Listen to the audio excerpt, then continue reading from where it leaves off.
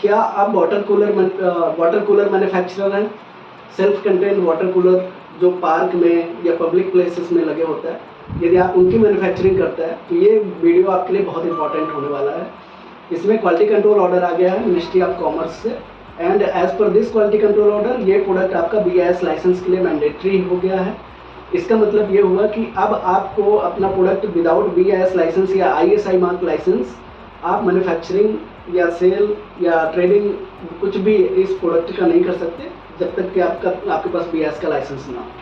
तो इस पूरी वीडियो में हम आपको बात करेंगे क्वालिटी कंट्रोल ऑर्डर के बारे में, BIS के बारे में, BIS लाइसेंस या ISI लाइसेंस का प्रोसेस क्या होता है, फॉरेन मैन्युफैक्चरर या डोमेस्टिक मैन्युफैक्चरर के लिए किस तरह से एप्लीकेबल होगा, कितना टाइम लगेगा, आपको क्या कॉस्ट आने वाली है, लाइसेंस की वैलिडिटी क्या होगी, ये सारी बातें हम इस वीडियो में बात करेंगे। तो आप लास्ट तक बने रहें।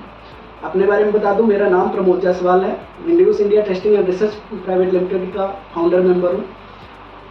सिंस 2013 से मैं टेक्निकल कंसल्टेंसी कर रहा हूँ टेक्निकल कंप्लायंसेस के लिए डिफरेंट इंडस्ट्रीज़ में, जैसे कि आपका स्टील है, प्लाईवुड है, कंक्रीट है, टेक्सटाइल है, ग्लास इंडस्ट्री है, यूटेंसिल, कुकवेयर, तो इस तरह की कई सारे प्रोडक्ट में हमने लगातार कंसल्टेशन दिया है। तो हम अब वीडियो को शुरू करते हैं। सबसे पहले बात करते हैं क्वालिटी कंट्रोल ऑर्डर के बारे में। क्वालिटी कंट्रोल ऑर्डर बेसिकली ये एक गाइडलाइन है जो इशू की जाती है मिनिस्ट्री से, कंसर्न मिनिस्ट्री से, जिसमें मिनिस्ट्री में ये आपका प्रोडक्ट फॉल करता है और मिनिस्ट्री को लगता है कि आपका प्रोडक्ट कंज्यूमर के पॉइंट ऑफ व्यू से, सेफ्टी के हिसाब से एंड क्वालिटी के हिसाब से उसकी क्वालिटी क्रिटिकल है और उसका BIS स्टैंडर्ड होना चाहिए, एज पर स्टैंडर्ड प्रोडक्शन होना चाहिए। तो मिनिस्ट्री आपको क्वालिटी कंट्रोल ऑर्डर लेके आती है और उसको इन्फोर्स करने का वर्क जो करती है वो BIS करती है। तो मिनिस्ट्री ऑफ कॉमर्स बेसिकली ये क्वालिटी कंट्रोल ऑर्डर लेके आई है और इस क्वालिटी कंट्रोल ऑर्डर का जो डेट है 24 मई 2024 को ये क्वालिटी कंट्रोल ऑर्डर आया है। एज पर दिस ऑर्डर ये प्रोडक्ट BIS स्टैंडर्ड के लिए मैंडेटरी कर दिया गया है, ISI मार्क लाइसेंस लेना मैंडेटरी कर दिया गया है। Without ISI mark licence large scale companies के लिए 1 अक्टूबर तक का टाइम है ये इम्प्लीमेंट होने के लिए। लार्ज स्केल कंपनी या फॉरेन मैन्युफैक्चरर 1 अक्टूबर के पहले तक प्रोडक्शन कर सकते हैं, उसके बाद ये ऑर्डर इम्प्लीमेंट हो जाएगा और उसके बाद आपको प्रोडक्शन करने के लिए BIS का लाइसेंस लेना पड़ेगा या कस्टम क्लियरेंस में विदाउट BIS लाइसेंस आपको कस्टम क्लियरेंस नहीं मिलेगा। सेकेंड, स्मॉल इंडस्ट्रीज़ हैं उनके लिए अभी थोड़ा टाइम है, 1 जनवरी 2025 तक है, एंड माइक्रो कंपनीज के लिए 1 अप्रैल 2025 तक टाइम है इम्प्लीमेंटेशन का। तो अब बात करते हैं क्वालिटी कंट्रोल ऑर्डर में कौन सा स्टैंडर्ड कवर किया गया है। तो self contained drinking water IS 1475 part 1 है जो इसके अंदर कवर किया गया है। अब ऑर्डर आ गया quality control order BIS licence लेने के लिए। तो BIS लाइसेंस मिलेगा कैसे, प्रोसेस क्या है, BIS के बारे में मैं थोड़ा बता देता हूँ। BIS bureau of Indian standard national standard body of India है जो थर्ड पार्टी एश्योरेंस का वर्क करती है मैन्युफैक्चरर एंड कंज्यूमर के बीच में। BIS की मेजर एक्टिविटीज़ हैं जिसमें सर्टिफिकेशन, टेस्टिंग, ट्रेनिंग, स्टैंडर्डाइजेशन, ये सारी एक्टिविटीज़ BIS परफॉर्म करता है। अवेयरनेस प्रोग्राम चलाता है BIS कस्टमर के लिए। तो BIS के लिए एलिजिबिलिटी क्राइटेरिया क्या है, कोई भी मैन्युफैक्चरर जो सेल्फ कंटेन्ड ड्रिंकिंग वाटर बनाते हैं उनके पास मैन्युफैक्चरिंग फैसिलिटी है और यदि वो लार्ज स्केल है तो उनको टेस्टिंग फैसिलिटी भी लगानी पड़ेगी।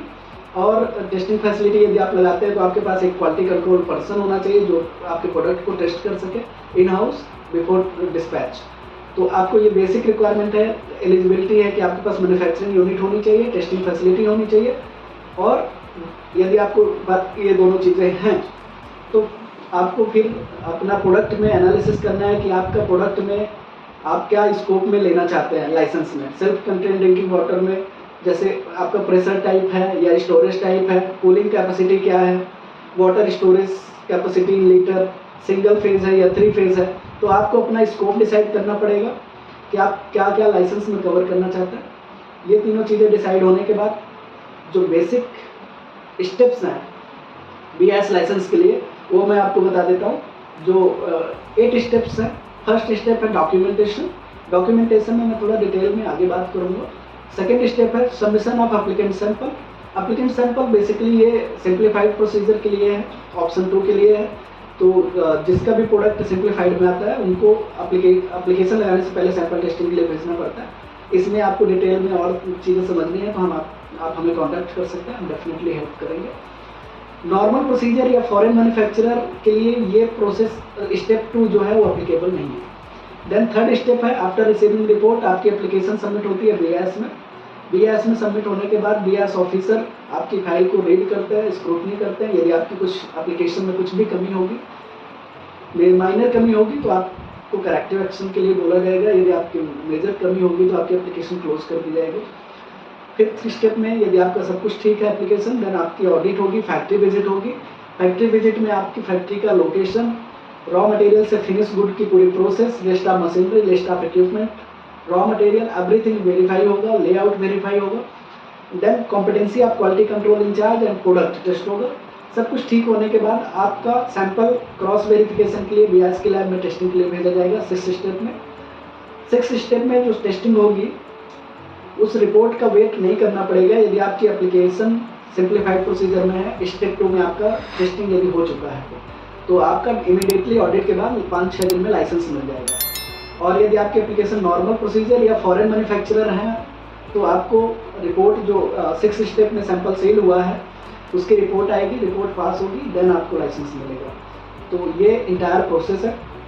डॉक्यूमेंटेशन की बात करते हैं थोड़ा, इसमें आपका टेक्निकल डॉक्यूमेंट है और एक जनरल कंपनी के डॉक्यूमेंट है। तो टेक्निकल डॉक्यूमेंट में यदि हम बात करेंगे तो आपका list of raw material, list of machinery, list of equipment, material का certificate, calibration certificate, quality control incharge document, layout plan, location plan, ये टेक्निकल डॉक्यूमेंट है। नॉन टेक्निकल डॉक्यूमेंट में आपके प्रीमाइसेस डॉक्यूमेंट है, GST, MOA, partnership deed, MSME, Udyam की copy, owners, pan card, Aadhaar card, electricity bill.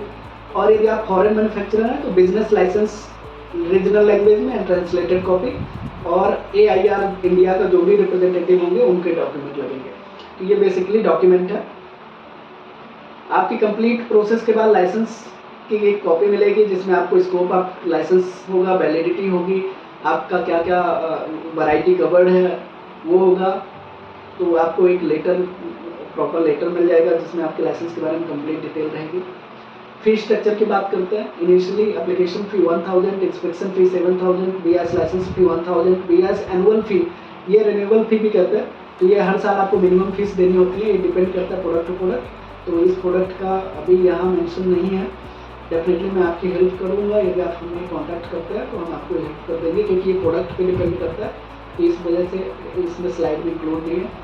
BIS sample testing, sample testing depend करता है कि आपके नंबर ऑफ सैंपल्स, तो आप क्या क्या लाइसेंस में लेना चाहते हैं और किस लैब में जाएगा। तो लैबोरेटरी जब हम आपका टेस्टिंग के लिए प्रोसेस किया जाता है तो लैब गवर्नमेंट सजेस्ट करती है पोर्टल के थ्रू, जो भी लैब अवेलेबल होगी उसमें सैंपल जाएगा और जो भी टेस्टिंग चार्जेस होंगे आपको गाइड कर देंगे।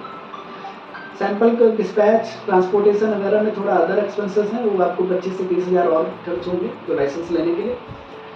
इनिशियली ये लाइसेंस 1 साल के लिए वैलिड होगा, सेकेंड ईयर ऑनवर्ड आप 5 ईयर तक के लिए रिन्यू कर सकते हैं। टाइम पीरियड जनरली 35 से 40 दिन का टाइम लगता है, लेकिन कभी कभी लैब में रश ज़्यादा होता है, सैंपल ज़्यादा होते हैं तो थोड़ा बहुत टाइम बढ़ जाता है।